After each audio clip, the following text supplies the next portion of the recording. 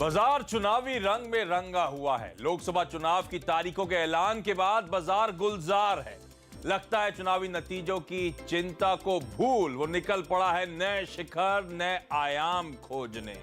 हाल की तेजी देखकर लगता है बाजार में इलेक्शन फीवर चढ़ा हुआ है। कुछ दिनों बाद देश अच्छी सरकार चुनने के लिए वोट करेगा। इधर निवेशक ऐसे शेयरों के सिलेक्शन के लिए बेताब हैं जिन पर इलेक्शन का असर पड़ेगा, यानी ऐसे शेयर जो चुनाव से पहले और चुनाव के बाद जोरदार चाल दिखा सकते हैं। इस काम में हम उनकी मदद करते हैं। आज हम निवेशकों के लिए सियासत की जमीन पर मुनाफे की नींव रखने जा रहे हैं।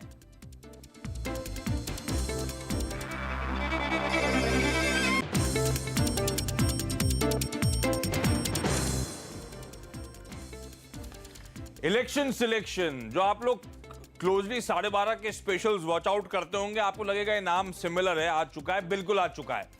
इलेक्शन सिलेक्शन ये वो शो था जब 5 राज्यों में वो मच टॉक्ड अबाउट इलेक्शन होने वाले थे। उससे पहले हमने ये शो उतारा था इलेक्शन सिलेक्शन, और आइडिया बेसिकली ये था कि इलेक्शन के समय जिस तरह के तगड़े स्पेंड्स होते हैं, ऐलान होते हैं, कई सारी कंपनीज, कई सारे सेक्टर्स, कई सारी पॉकेट्स ऐसी होती हैं जिनमें मोमेंटम आता है, या एटलीस्ट बाजार अज्यूम करता है। तो क्या वाकई ऐसा होता है?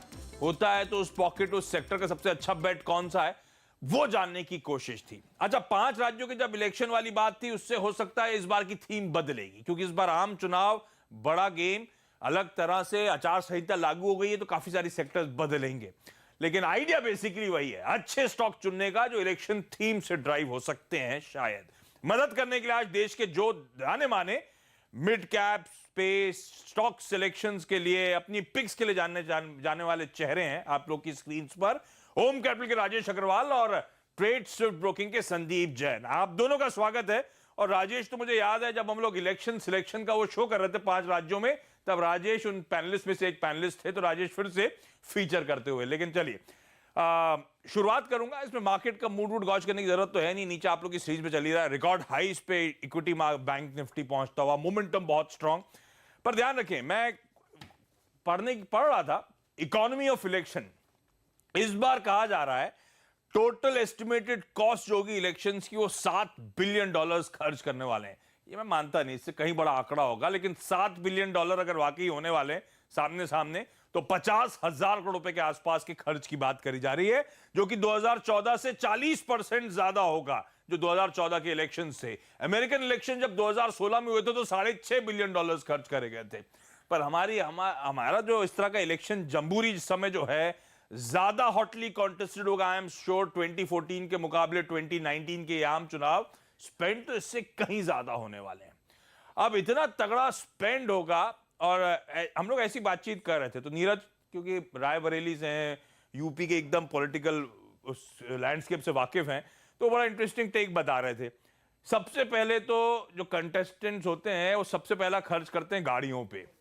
पकड़ा दी जाती लिटरली, 20 बोलेरो खरीद ली गई, इतनी बाइकें खरीद ली गई, अपने लोगों को पकड़ा दी गई डोर टू डोर कैंपेनिंग के लिए। तो इसीलिए सबसे पहले मैं ऑटो स्टॉक स्क्रीन पर लेकर आया हमारे डायरेक्टर साहब। अब ये वो कंपनीज हैं, लार्जली ऐसे स्पेंड्स का एमएनएम को फायदा मिलता है, क्योंकि एमयूवीज में यही सबसे बड़ी पकड़ रखती है कंपनी। उसके बाद में कुछ 2 व्हीलर मैन्युफैक्चरर्स आप लोग की स्क्रीन पे, बजाज ऑटो इसलिए नहीं क्योंकि बजाज ऑटो थोड़ा एक्सपोर्ट रिलेटेड प्ले ज्यादा होता है, पर हीरो मोटोकॉर्प वो 100cc बाइक्स जानी जाती है company, TVS Motors, Eicher Motors, वो बुलेट वगैरह। पर ये वो लार्जली कंपनीज हैं जिनको अगर ऐसा वाकई होता है, अब ये कई सारे कंटेस्टेंट्स ऐसा करते होंगे, अब उससे कितना बड़ा लार्जर लैंडस्केप में फर्क पड़ता है, ये क्वेश्चन मार्क है। लेकिन ये कंपनीज हैं जिनको इवेंचुअली वाकई फायदा होता है जब इलेक्शन के तगड़े स्पेंड्स होते हैं, और एमपीज एमएलए जब कंटेस्ट करने आते हैं तो ऐसा खर्चा अपफ्रंट करते हैं कहा जाता है। तो राजेश जी, आपके पास आता हूं, शुरुआत आपके साथ। अब ये कंपनियों को कितना फायदा होगा ये तो खैर ना कंपनी कभी बताएंगी ना हमें कभी पता चलेगा, पर ये एक्सपेक्टेशन लाइकली होता है। पर इस समय इन स्टॉक्स में से या फिर ऑटो एज अ स्पेस में से आप किस स्टॉक पे दाल लगाओगे सर, इस इलेक्शन की मोमेंटम, इस इलेक्शन की रैली को देखते हुए? देखिए आशीष जी, सही कहा आपने कि जब इतने बड़े खर्चे 50,000 करोड़ जो फिगर आप बता रहे हैं, अगर वैसे होते हैं तो वाकई कुछ तो रुपए बढ़ते भी हैं और जिसका सीधा फ़ायदा कंपनियों को होता है क्योंकि उनके प्रोडक्ट्स बिकते हैं। और इस लिहाज से ऑटो में जब आप बात कर रहे हैं तो सीधी सी बात है, महिंद्रा एंड महिंद्रा का नाम सबसे पहले ज़ुबान पर आता है, क्योंकि न केवल ऑटो के कारण से उनको फ़ायदा होगा, बहुत सारी एसयूवीज़ की खरीद लोग करेंगे, बल्कि रूरल स्पेंड्स भी अगर बढ़ता है जो कि गवर्नमेंट का फोकस रहा है, तो चूंकि वो रूरल इक्विपमेंट्स में भी है तो उस तरीके से भी उनको फ़ायदा होगा। तो दोनों डिवीज़न में उन्हें पॉजिटिव फ़र्क पड़ेगा। इस बार के नंबर्स भी ठीक ठाक आए थे, डिसेंट थे, 12% के आसपास की टॉप लाइन देखी गई थी। हालांकि थोड़े मार्जिन्स प्रेशर में थे रॉ मटेरियल्स वगैरह को लेकर के, लेकिन हमें लगता है कि जिस तरीके के करेक्शन स्टॉक ने देखा है वो सारे नेगेटिव्स ऑलरेडी डिस्काउंट हो चुके हैं। और इस तरीके के जो खर्चे आ रहे हैं, जो इलेक्शन के जो फ़ायदा है, न केवल ऑटो एसयूवी की बिक्री को लेकर के बल्कि रूरल एक्सपेंडिचर को भी लेकर के, और सरकार का भी जो फोकस रहेगा आने वाले दिनों में रूरल पे, तो उन सब चीज़ों के मद्देनज़र मुझे लगता है कि ये टॉपिक होना चाहिए। और सबसे बड़ी बात है कि करेक्शन के बाद वैल्यूएशन बहुत सस्ते हो गए। आज की डेट में अगर आप देखो तो फ्रंट लाइन की कंपनी जो अपने आप में इतना बड़ा नाम है, इतना बड़ा ब्रांड है, 15 से भी कम की पी पे ट्रेड कर रहा है। तो मुझे लगता है यहाँ बिल्कुल खरीदारी करनी चाहिए। टारगेट हमारा 800 रुपए का रहेगा मध्यम अवधि के लिए। ठीक बात। महिंद्रा एंड महिंद्रा कई सारे रीजन से, ना सिर्फ इलेक्शन, वो मल्टी यूटिलिटी व्हीकल्स की जो बिकवाली होती है, बिक्री तगड़ी होती है, साथ साथ ध्यान रखिए ईवी को लेकर भी इस कंपनी के लिए अच्छी अच्छी खबरें आती रहती है। तो इसको तो अपने रडार पर रखे। एमएनएम वो स्टॉक जिसमें आप खरीदारी कर सकते हैं। अच्छा, जब मैंने कहा $5 बिलियन के स्पेंड्स, वो भी मैं मानता नहीं, उससे कहीं ज्यादा खर्चे होने वाले हैं। $7 बिलियन, माफ कीजिएगा, और उससे ज्यादा खर्चे होते हैं दरअसल इलेक्शंस में। जब आम चुनाव आते हैं, जनरल इलेक्शंस होते हैं, वो रिपोर्ट हाईलाइट करते हैं सबसे तगड़ा खर्च होगा सोशल मीडिया पर। मैक्सिमम खर्च वहां जाना है इस बार। उसके बाद ट्रैवल पे, एडवर्टीजमेंट्स पे, हेलीकॉप्टर्स पे, एसयूवीज पर जिसकी हमने बात करी, एमयूवीज एसयूवीज उसकी तो हमने बात कर ली। अब हेलीकॉप्टर्स में 2 लिस्टेड कंपनियां, हालांकि उनकी बात नहीं करना चाहूंगा। एक तो ग्लोबल वेक्ट्रा है जिसकी आमतौर पर चैनल पे बातचीत होती नहीं है। दूसरा ओएनजीसी है जिसका पवन हंस एक आम है, लेकिन ओएनजीसी को उस आम से बहुत ज्यादा फर्क पड़ता है नहीं, इसलिए उस चर्चा पे जाते नहीं। लेकिन एडवर्टीजमेंट मैंने मिस आउट कर दिया था जब मैंने आप लोग को सेक्टर्स भेजे थे। तो संदीप सर, आपके लिए आउट ऑफ द सिलेबस वो मिस हो गया था। अदरवाइज तो एडवर्टीजमेंट वैसे ही आने चाहिए। और उसमें लार्जली वो print media companies, HT media, DB Corp, Jagran Prakashan, ये सब वो कंपनीज है जो आप लोग की स्क्रीन पर आएंगी। इन सबको दरअसल वाकई फायदा होता है। ये नहीं तो पता नहीं कौन सा आ गया, छोड़ दीजिए। प्रिंट मीडिया कंपनीज की बात कर रहा हूं। कोई प्रिंट मीडिया कंपनी आपके रडार पे होगी क्या सर? आप खरीदोगे? क्योंकि होता तो स्पेंड तगड़ा है। हमने तो पिछले कुछ दिनों से वैसे ही पूरे पन्ने के आने देखने शुरू हो गए सरकार की तरफ से। या बिल्कुल बिल्कुल। पहले तो देखिए, इलेक्शन सिलेक्शन नाम बेहतरीन और एकदम समय गर्मा गर्म है, और इस टाइम पे जबरदस्त ये टॉपिक है जिस पे डिस्कस करें। और बहुत सही है कि आपने मीडिया की बात छेड़ी, क्योंकि जब लिस्ट आई थी तो सर्टेनली उसमें मीडिया नहीं था। और रीजन बिंग देखिए, आजकल मीडिया स्टॉक्स अंडर परफॉर्म कर रहे हैं। आप देखिए ओवरऑल सारे ही ये जो प्रिंट मीडिया वाले स्टॉक्स है वहां पे इतना बड़ा कोई मूवमेंट नहीं आया। मार्केट भले ही चले हो, बट फिर भी मैं ये कहूंगा कि जागरण और डीबी कॉर्प, इन दोनों में से मैं सिलेक्ट करने की कोशिश करूंगा, और मैं जाऊंगा जागरण के साथ। वहां पे ध्यान दिया जा सकता है। हो सकता है कि एक बार, वैसे भी बहुत कनेक्टेड है, डाउनसाइड बहुत ज्यादा यहाँ से लगता नहीं, और मार्केट का माहौल बना हुआ है। और प्रिंट मीडिया में देखिए, जागरण चूंकि हिंदी न्यूज़पेपर है और सबसे बड़े जो इलेक्शन का जो वो है जगह, वहां पे ये कैटर करता है यूपी। तो मुझे लगता है जागरण और डीबी कॉर्प ये दोनों पे ध्यान दे सकते हैं, but Jagran will be my preferred pick. ठीक है, हिंदी हार्टलैंड जो हम कहते हैं, वहां पर एक कंपनीज कैटर करती हैं, डीबी कॉर्प और जागरण प्रकाशन, जहां पे सबसे फियर्सली ये इलेक्शन कंटेस्ट करे जाते हैं। फियर्सली कंटेस्ट करे जाएंगे तो उतना ही तगड़ा स्पेंड होगा एडवर्टीजमेंट्स में। और ये सच है कि प्रिंट मीडिया कंपनीज के मैनेजमेंट खुद ऑन रिकॉर्ड है ये कहते हुए कि तगड़े गेन्स होते हैं इलेक्शंस के चलते इन कंपनीज को। तो इन दोनों कंपनीज को डाप रखें, और सबसे बेहतर पिक हो सकती है जागरण प्रकाशन उस लिहाज से। अच्छा, अब तो इलेक्शन स्पेंड अपनी जगह, अब आप डेट्स अनाउंस कर दी इलेक्शन कमीशन ने। अब सबसे इंपॉर्टेंट चीज क्या होने वाली है? अब सब कंपनी, सब पॉलिटिकल पार्टीज की हम वो आते हुए देखेंगे मैनिफेस्टोज, और काफी चीजें तो बहुत हम एक्सपेक्ट कर सकते हैं मैनिफेस्टो में आपको नजर आएगी। या तो रूलिंग डिस्पेंसेशन का तो मूड पता ही है हमें, कहां फोकस कर रहे हैं, और जो बाकी पार्टीज हैं उसको काउंटर करने के लिए अपने अपने नॉवल स्कीम्स लेकर आएंगी। सबसे इंपॉर्टेंट होगा फार्मर्स को, किसानों को वो पुश देने की कोशिश। मैनिफेस्टो में तो बड़ी बड़ी बातें होंगी, उसमें बड़ा लाइकली मुझे लग रहा है कि एग्री एमएसपी की बात वो हमेशा होती है, और इस बार फिर से आई एम श्योर सब बोलेंगे बढ़ाने की बात होगी, एमएसपी हम और बढ़ाएंगे और फायदा होगा। जबकि सरकार ने रोड मैप एक्चुअली 2021-22 तक का एमएसपी बढ़ाने का दे रखा है, लेकिन उसके बावजूद आई एम श्योर मैनिफेस्टोज में आएगा। एमएसपी बढ़ेगी, किसान ज्यादा कमाएंगे, तो सबसे पहला अपफ्रंट तो आपको फर्टिलाइजर कंपनीज आप लोग की स्क्रीन पर, कोरोमंडल, चंबल, सरकारी आरसीएफ या गुजरात सरकार की जीएसएफसी, ये सब वो कंपनीज हैं जो आपके रडार पर रहनी चाहिए। लेकिन चुनना तो एक है। संदीप सर, आप कौन सी चुनोगे? या देखिए, बहुत ही टफ चॉइस था और इनफैक्ट चारों ही मैंने कभी ना कभी स्टॉक्स रेकमेंड किए हैं। जीएसएफसी, आरसीएफ काफी बार किया है, चंबल भी वैल्यू पिक के तौर पे चैनल पे दिया, आपके कोरोमंडल भी फेवरेट्स में से है। बट फिर भी चारों में से मैंने चंबल फर्टिलाइजर को लिया है, क्योंकि मुझे मैनेजमेंट समहाउ चारों में से बेस्ट शायद चंबल का लगा। और जिस तरीके से इन्होंने पास में भी अभी एक्सपेंशन किया है, और जो अगर आप फंडामेंटल्स तो बढ़िया ही है, साथ में टेक्निकल्स को फिर मैंने देखा कि टाइमिंग कैसे ली जाए, तो यही आया कि चंबल के साथ जाया जाए। बाकी आरसीएफ अगेन मेरा फेवरेट पिक है, बहुत ही अच्छे वैल्यूएशन पे है, और जीएसएफसी भी काफी करेक्टेड है, तो वहां पे भी जिन्होंने ले रखा वो सब होल्ड करके रखे, और चंबल सर्टेनली बाइंग की जा सकती है। चंबल फर्टिलाइजर, वो 240 के टारगेट्स आप लोग की स्क्रीन पर, यानी कि चंबल इन लेवल से 40% से ज्यादा के रिटर्न दे सकता है। उस स्टॉक को रडार पर रखे। हालांकि सारी फर्टिलाइजर कंपनीज पसंद आती हैं। अब क्योंकि मैंने एग्री रिलेटेड थीम करी, तो संदीप सर आप ही के लिए अगला सवाल। अब एक तो एमएसपी बढ़ना शायद बहुत लाइकली होगा, मैनिफेस्टोज में नजर आए। दूसरा, आजकल का बजवर्ड जो है, अपफ्रंट दिख जाए तो लगता है हम बहुत करने वाले हैं किसानों के लिए, वो है लोन वेवर्स। और अब तो जिस तरह से स्टेट इलेक्शंस के बाद कांग्रेस ने तमाम जगहों पे ऑलरेडी अनाउंस कर दिए, मोदी सरकार भी कोई ना कोई ट्विस्ट की जरिए कुछ ना कुछ करने की कोशिश कर रही है, वो लोन वेवर्स ज्यादातर मैनिफेस्टोज में आपको जरूर वो वर्ड नजर आएगा।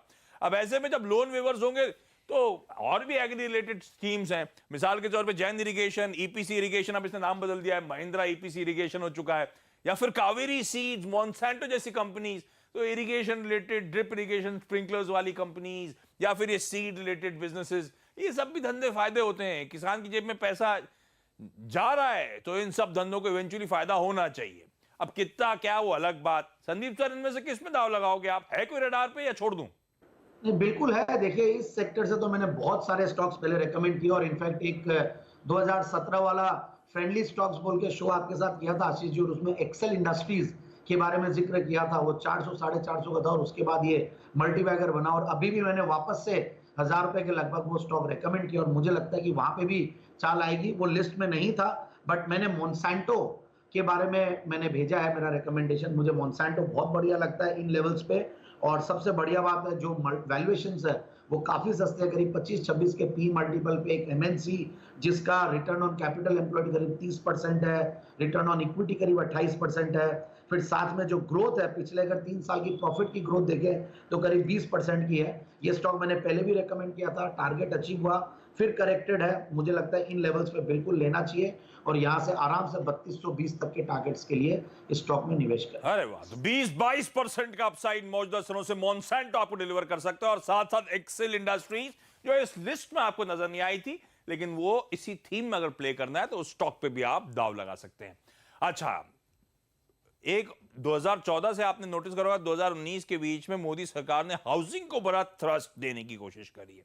वो थ्रस्ट तो अगर मोदी सरकार वापस आई तो लाइकली कंटिन्यू होगा, मैनिफेस्टो में आपको जरूर नजर आएगा, और इसको काउंटर करने के लिए आई एम श्योर बाकी की बड़ी पॉलिटिकल पार्टी सब हाउसिंग पर कोई ना कोई स्कीम या थ्रस्ट की बात करेंगे अपने अपने पैमाने पर। अब हाउसिंग फॉर ऑल जब बात करते हैं, अफोर्डेबल हाउसिंग की बात करते हैं, तो सबको फायदा नहीं होना। कई सारी कंपनीज तो ध्यान रखें, छोटी छोटी कंपनीज जो नॉन लिस्टेड स्पेस से उनको फायदा हो रहा होगा इस समय भी। लिस्टेड स्पेस में प्रेस्टीज एस्टेट्स है, महिंद्रा लाइफ स्पेस है, जो ऑलरेडी कमिट कर चुके हैं। खैर, अब धीरे धीरे ज्यादातर कंपनीज अफोर्डेबल हाउसिंग की तरफ बढ़ रही, क्योंकि सरकार ने वाकई बहुत तगड़े पुश दिए हैं, तो हाउसिंग में ये समझ में आती है मुझे। लेकिन अब तक जो असल फायदा जिसको मिला है वो एनबीएफसी स्पेस। ये बीच के लिक्विडिटी इश्यूज को छोड़ दीजिए आप, तो एनबीएफसी के दरअसल जिस तरह का आपने लोन ग्रोथ मोमेंटम आता हुआ देखा था, डिसबर्समेंट जो उछाल देखा था, वो दरअसल इसलिए था कि ये housing for all, affordable housing को जो पुश मिला था, इनको सबसे पहले फायदा मिलना शुरू हुआ था। अब उस लिस्ट में कई सारे ऐसे नाम थे जो आजकल आप लेना पसंद नहीं करते हैं, तो मैंने क्या करा, थोड़ा सेफर बेट स्क्रीन पे दिखाएं। LIC housing finance, Canfin home, better pedigree की कंपनी, हो सकता है ये रडार पे रहे। राजेश जी, अब जरूरी नहीं है आप इन पे रहें, जो पिट गए हैं, जो कंसर्न वाले पॉकेट से उन पे भी जा सकते हैं, उसमें कोई ऐसी की पाबंदी नहीं है। ये 4 स्टॉक्स तो मेरे जहन में थे। अदरवाइज हाउसिंग या फिर अफोर्डेबल हाउसिंग को प्ले करने के लिए आप कौन सा स्टॉक यूज करेंगे सर, या करना चाहेंगे या नहीं करना चाहेंगे?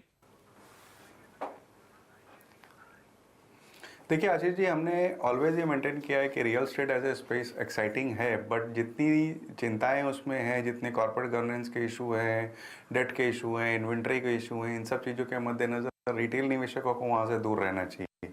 अब सवाल ये उठता है कि अफोर्डेबल हाउसिंग पे कोई भी सरकार आए, माने कोई भी जीत कर आए, उसका एक फोकस रहने वाला है, मैनिफेस्टो में सबका नाम होने वाला है। तो मुझे लगता है कि उसे प्ले करने के लिए एक प्रॉक्सी प्ले हो सकता है हाउसिंग फाइनेंस कंपनीज। और एक वर्ड आपने अभी यूज़ करी, पेडिग्री।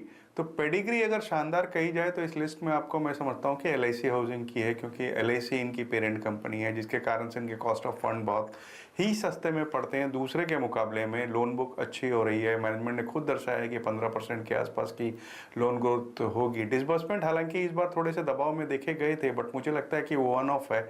वैल्यूएशन के लिहाज से भी अगर आप देखेंगे तो 10 से कम की पी पे ट्रेड कर रहा है, 1.5 पौने 2 की एडजस्टेड प्राइस टू बुक पे ट्रेड कर रहा है।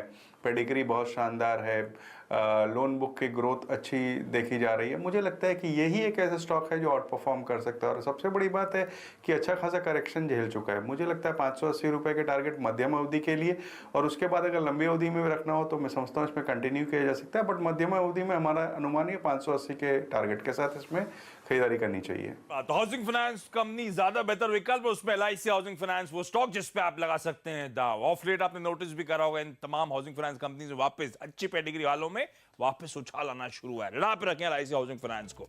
अच्छा, जब मैं सोच रहा था मैनिफेस्टो की, तो आपको याद होगा लास्ट टाइम और लास्ट आम चुनाव में, उसके बाद कई सारे राज्यों के इलेक्शंस में एक और बज़वर्ड आया था, वो था शराबबंदी। और उससे कई सारी पॉलिटिकल पार्टीज ने तो काफी विंडफॉल गेन्स भी दिखाए थे जब उन्होंने शराबबंदी की बात करी, महिलाओं के बड़े वोट मिले थे। अब ऐसे में इस बार भी ये कहीं ना कहीं वर्ड आ सकता है, लाइकली है। और दूसरा, लिकर कंपनीज के लिए एक और इंटरेस्टिंग है, जब मैं बहुत तगड़े मैसिव स्पेंड्स की बात कर रहा हूं तो लिकर कंजम्पशन को फायदा मिलता है। अभी लिकर कंजम्पशन वो वाला नहीं है जो यूनाइटेड स्पिरिट्स बेचता है। ये लिकर कंजम्पशन वो होता है जो देसी, इंडियन मेड, इंडियन लिकर जो हम कहते हैं। GM ब्रिवरीज जैसी कंपनी को सीधा फायदा मिलता है। देसी में सबसे बड़ी पकड़ इस कंपनी की है। ग्लोबल स्पिरिट इसीलिए मैंने आपकी स्क्रीन पे रखा है क्योंकि इंडियन मेड, इंडियन लिकर में इनकी भी बड़ी तगड़ी पकड़ है। घूमर, नारंगी, नींबू, हीर रांझा, इस तरह के ब्रांड्स आपने नॉर्थ इंडिया में देखे होंगे, वो सब इन्हीं के स्टेपल्स हैं। राजेश जी, किस तरफ दाव लगाएंगे आप? ये इस बार शराबबंदी बंदी की ज्यादा हल्ला मचने वाला है या अब ये पासे है, अब इस बारे में कोई बात नहीं करने वाला इस बार? देखिए, ये एक ऐसा कंट्रोवर्शियल मुद्दा है कि जितनी भी बंदी कर लो, जिसको पीना है वो पीते हैं। कहते हैं ना लोग कि गम में भी पीते हैं और खुशी में भी पीते हैं, तो ये सेक्टर चलने ही वाला है, no doubt on that. But मेरी पसंद थोड़ी सी हटके रहेगी। मैं मैकडॉवेल के साथ जाना चाहूँगा, क्योंकि एक तो ब्रांड बहुत स्ट्रॉन्ग है, नंबर्स बहुत अच्छे आए थे, जो नए लॉन्चेस हो रहे हैं उसे लेकर के, या जो नई मार्केटिंग स्ट्रेटेजी कंपनी ले रही है, उन सब चीज़ों के मद्देनज़र इवन वैल्यूएशन को भी अगर आप देखें तो 40-50 के पी पे आ गया है करेक्शन के बाद। वहाँ बहुत अच्छा अपसाइड दिखता है। हालांकि जो आपने कहा कि देसी वाली कंपनीज़ हैं, ग्लोबल स्पिरिट्स वगैरह, वहाँ पर भी नो डाउट एक अच्छी अपसाइड हो सकती है। बट मेरा ये मानना है कि जैसे लोकल ब्रांड्स तो ऑलवेज ही बिकते होंगे रूरल में, हालांकि मेरा उतना आइडिया नहीं है, बट मेरे को ये लगता है कि जहाँ पर पैसे ज़्यादा आएंगे तो लोग, कंज्यूमर प्रेफरेंस जो है कंजम्पशन की, वो शिफ्ट होगी फ्रॉम देसी टू IMFL। तो मुझे लगता है कि यहाँ पर थोड़ा सा ज़्यादा उछाल आ सकता है। ठीक भैया, तो राजेश जी की पसंद है मैकडॉवेल्स, मैं स्टॉक की बात कर रहा हूँ, यानी कि यूनाइटेड स्पिरिट्स। संदीप जी, आपकी पसंद क्या है? रेडिको खेतान। इनफैक्ट आपने बहुत सही कहा कि IMIL काफी चलते हैं, और उनमें से मैंने कभी आपके चैनल पे एक बार IFB एग्रो भी रेकमेंड किया हुआ है, बट फिर भी मैंने रेडिको खेतान को चुना है क्योंकि मुझे ऐसा लगता है कि बहुत ज्यादा प्रीमियम ब्रांड्स भी इनके पास है और कई ऐसे ब्रांड्स भी है जो राजेश जी ने कहा कि कई लोग ग्रेजुएट कर सकते हैं थोड़ा। तो मुझे ऐसा जो 8 PM रामपुर का कुछ पता चला क्या? बॉटल हाथ लगी आपके क्या? या बिल्कुल, रामपुर एक बेहतरीन इन्होंने प्रीमियम, इनफैक्ट बॉटल मिली कि नहीं मिली आपको? हाँ, मैंने देखी है आशीष जी। इनफैक्ट मैंने देखी थी जब मैं चाइना ट्रिप पे था, तो वहां मेरे को देखने को मिली थी, एंड आई वाज सरप्राइज कि वहां पे जिस तरीके की डिमांड थी, और प्लस बहुत अच्छी प्राइसेस ये लोग भी डिमांड कर रहे हैं एज कंपेयर टू अदर जो सिंगल मॉल्ट विस्कीज है, वैसी प्राइसेस इनको मिल रही है और एक्सेप्टेंस भी बहुत अच्छा मिल रहा है। So this will really make a big impact, big positive impact on the balance sheet of the company. बाकी जो 8 PM इनकी ब्रांड है, जो 8 PM इनफैक्ट नाम इतना बेहतरीन है और उसके सामने जो कंपटीशन है उनको ये अच्छा बीट कर रहा है। तो मेरे हिसाब से रेडिको खेतान बिल्कुल अच्छा लगता है। इन लेवल्स पे डाउनसाइड रिस्क बहुत कम लगती है और 600 तक के लेवल्स मुझे लगता है आने वाले कुछ क्वार्टर्स में दिखा सकता है। एक बात तो अब तक हमने बात करी उसमें जागरण, प्रकाशन, प्रिंट मीडिया कंपनीज में, ऑटोज में महिंद्रा एंड महिंद्रा 17% का अपसाइड यहां से दे सकता है। फर्टिलाइजर में चंबल फर्टिलाइजर 40% के अपसाइड के लिए वहां पे प्ले करा जा सकता है। और सीड कंपनीज या इरिगेशन रिलेटेड कंपनीज में सबसे बेहतर है मॉन्सेंटो, उस पे दाव लगाएं 22% का उछाल, या फिर एक्सेल इंडस्ट्रीज पे भी दाव लगाया जा सकता है। हाउसिंग के पुश की अगर बात हुई तो LIC हाउसिंग फाइनेंस सबसे ज्यादा स्वीट स्पॉट पे इस समय नजर आता है। और लिकर में यूनाइटेड स्पिरिट्स, मैकडॉवेल 15% का अपसाइड, और रेडिको खैतान भी एक्सपर्ट्स को पसंद आता है 18% तक की तेजी ये स्टॉक भी यहां से डिलीवर कर सकता है। क्विकली छोटा सा ब्रेक ले रहा हूं, ब्रेक के उस पर ज्यादा समय तो बचना नहीं वाला मेरे पास, लेकिन फिर भी कई सारी और एसेंशियल थीम्स हैं जो डिस्कस करने की जरूरत है, लेकिन वो सब छोटे से ब्रेक के उस पार।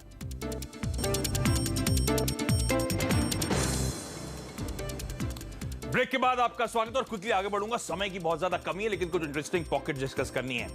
इलेक्शंस का समय, मैनिफेस्टोज आएंगे, और हिंदुस्तान का इतिहास कहता है मैनिफेस्टोज में कई सारी पॉलिटिकल पार्टीज ज्यादातर फ्रीबीज की बात करेंगे। अब वो खैर कुछ भी हो सकता है, A to Z के बीच में बहुत सारी चीजें, पर हिस्ट्री में कुछ फ्रीबीज ऑब्वियस हैं। साइकिल्स दी जाती थी, तो Atlas cycle, tube investments of India जैसे स्टॉक्स आपके रडार पर रहने चाहिए। एटलस साइकिल और रोस्टर्स जो होते थे ना, काली साइकिल बड़ी वाली, ये खास तौर पर उसके लिए जानी जाती है। ट्यूब इन्वेस्टमेंट्स की खैर BSC, हरकुलिस जैसे थोड़े प्रीमियम ब्रांड्स हो जाते हैं। मर्क इलेक्ट्रॉनिक्स, बीपीएल, अगर ये टीवी बेच देने की बात आ गई कहीं पे मैनिफेस्टो में, तो ये सस्ते टीवी, खैर कहना मुश्किल है मैनिफेस्टो में किसके क्या आने वाला है, लेकिन फिर भी संदीप जी एक बात बताएं, इन लेवल्स के आसपास कोई स्टॉक दाव लगाएंगे क्या आप? देखिए, एटलस साइकिल पहले भी मैंने रेकमेंड किया, और उसके बाद एक बार मल्टीबैगर भी बना था, और फिर वापस से बड़ा करेक्शन आया है, स्प्लिट भी हुआ है। मुझे लगता है कि इस स्टॉक पे अभी एक बार दाव लगाया जा सकता है, क्योंकि रीजन बीइंग एक तो बॉटम आउट हो गया है, कुछ रीजंस लगते हैं कि कॉर्पोरेट गवर्नेंस के रिजल्ट्स ये लोग डिले करते हैं उसकी वजह से, बट इतना वैल्यू है, लैंड बैंक है, बहुत सारी चीजें, और साथ में जो टॉप लाइन वो बहुत बड़ी है, तो मुझे लगता है कि यहाँ पे एक बार के लिए दाव लगाया जा सकता है, और आराम से मुझे लगता है कि ये जो टारगेट्स है करीब 115 से 20 अच्छा खासे टारगेट्स हैं। देखिए एटलस साइकिल का आप लोग स्क्रीन पे 42%, 43% अपसाइड के। क्विकली जाते जाते ऑयल मार्केटिंग कंपनीज, अब इनकी बात क्या कर रहा हूं, जब लॉसेस होते थे ना, तेल बिकता था तो लगता था घाटा हो रहा है, अब तो ये कंपनियां मुनाफे में बेचती हैं तेल, जितना ज्यादा तेल बिकेगा उतना फायदा होगा। तो जब मैं और नीरज डिस्कस कर रहे थे तब बात हो रही थी कि ऑयल कंजम्पशन हिस्टोरिकली इलेक्शन के फेजेस में बढ़ता है। अब वो भूभू जाने की इजाजत तो है नहीं आजकल, तो डोर टू डोर कैंपेनिंग होती है, जो M&M की इतनी गाड़ियां खरीदी, बाइक से खरीदी, और हिस्ट्री कहती है कंजम्पशन एक्चुअली ऑयल का इस दौरान बढ़ता है। तो तीनों ऑयल मार्केटिंग कंपनीज आप लोग की स्क्रीन पर, और खैर इलेक्शन के बाद एटलीस्ट सर्टेनिटी आती हुई शायद नजर आ, अगर यही डिस्पेंसेशन कंटिन्यू हुआ तो, कि शायद इन पे फिर से दिक्कतें ना आए जो बीच में आ गई थी, ₹1 का गेम जो हो गया था। राजेश जी, एनीवेज ये ऑयल मार्केटिंग कंपनीज क्या कॉल होगा सर? देखिए सही कहा आपने, और बहुत मुश्किल है तीनों में से कोई एक को चुनना, क्योंकि मैं समझता हूँ कि तीनों की एक ही फंडामेंटल्स हैं, तो कोई भी आप ले लीजिए या तीनों ही ले लीजिए, जैसी आपकी इच्छा हो। मैं समझता हूँ सारे में 15 से 20% के आसपास की बढ़त आने वाले एक साल में हो सकती है। एक तो क्रूड जिस तरीके से करेक्ट कर चुका है अपने हाई से, हमें लगता है कि $63 से $65 के बीच में ही रहने वाला, तो इस वजह से अंडर रिकवरीज की कोई बहुत ज़्यादा गुंजाइश है नहीं। बीच में जो सरकार ने ₹1 सब्सिडी बर्डन इनके ऊपर डाला था, उससे थोड़ा पैनिक मच गया था, लोगों को लगा था कि पता नहीं और भी झेलना पड़ेगा, इस वजह से गिरावट देखी गई। और मुझे लगता है कि वो एक वन ऑफ था, ऐसे जैसे कि आपने कहा कि जितना माल बिकेगा उतनी मुनाफा आने वाला था, बिल्कुल यहाँ खरीदारी करनी चाहिए। ठीक बात, तीनों पसंद आती है, अपनी पिक एंड चूज कर लें। 15 से 20% का अपसाइड। संदीप जी, राजेश जी, आप दोनों का जुड़ने के लिए बहुत बहुत धन्यवाद, मदद करने के लिए धन्यवाद, और आप सबका इस खास पेशकश को। कुछ पॉकेट्स अगर मिस आउट भी हो गई मेरे पास, तो इलेक्शन की थीम तो अब शुरू हुई है, अगले 1-2 महीने तो ऐसे कई सारे शोज डिफरेंट एंगल्स के मैं लेकर आऊंगा, तो सब थीम कवर हो जाएंगी। ब्रेक के उस पार भी न्यूज कवरेज CNBC आवाज पे कंटिन्यू करेगा। नमस्कार।